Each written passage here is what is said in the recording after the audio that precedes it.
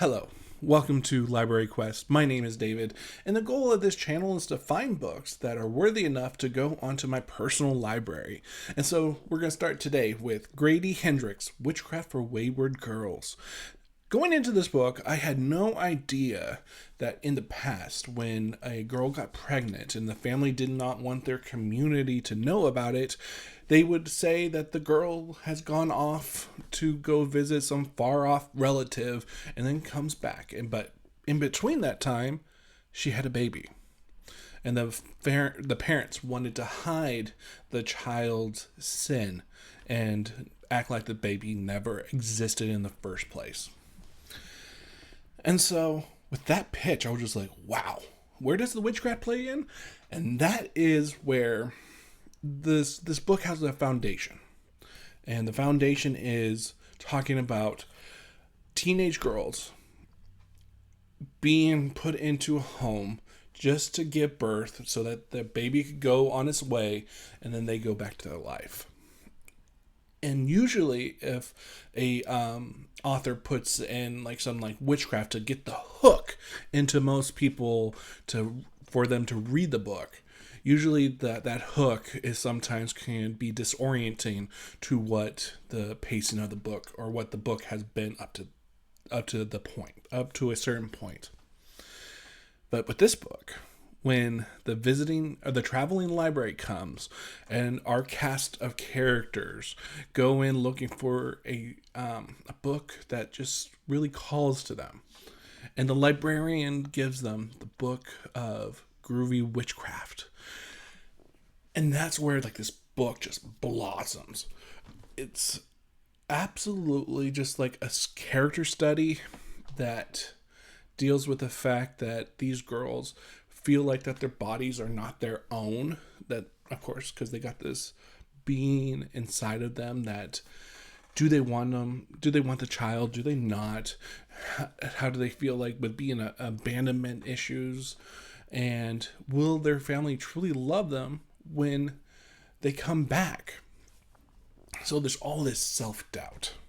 But when this book comes into their life, Witchcraft for Groovy Witchcraft, it really felt like that our characters found something that they can call their own, and they can hold in power within that. But of course, with anything that has to do with witches, there's always a price to pay. And will our characters be able to pay that price?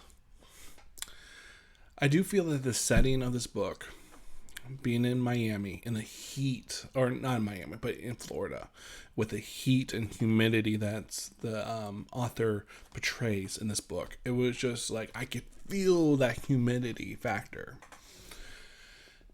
And then with these groups of women that come and go, where there's a character named Rose, and you really, I felt like she was the shining character within this book. But then, not even 50% of the way through, it was her time to have her baby, and then to give the baby up for adoption.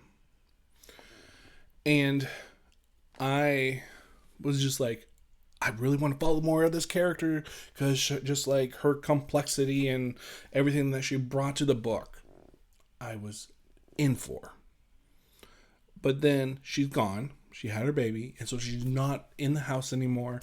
And so I felt at certain moments, some characters, when they left the story, the other characters that were in the house were not strong enough to keep my interest at times.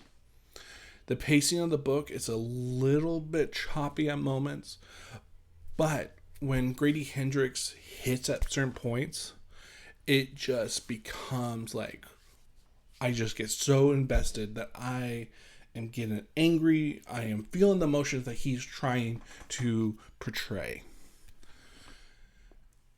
And I felt a little bit because this is my first Grady Hendrix book, that he has a little bit of a Stephen King type of vibe to him, where just you'll have this story, this character journey, and then when the surreal part of it comes into play, it fits within what the book is trying to do. And so I am definitely going to be checking out more Grady Hendrix books. I am going to be giving Witchcraft for Wayward Girls a 4 out of 5. Definitely the strongest book that I have felt within 2025. It's just January, but this one has a chance of being my book of the month. This was a good one, people. Now, if you like what you've seen here, please subscribe. Tell me if you've read this book.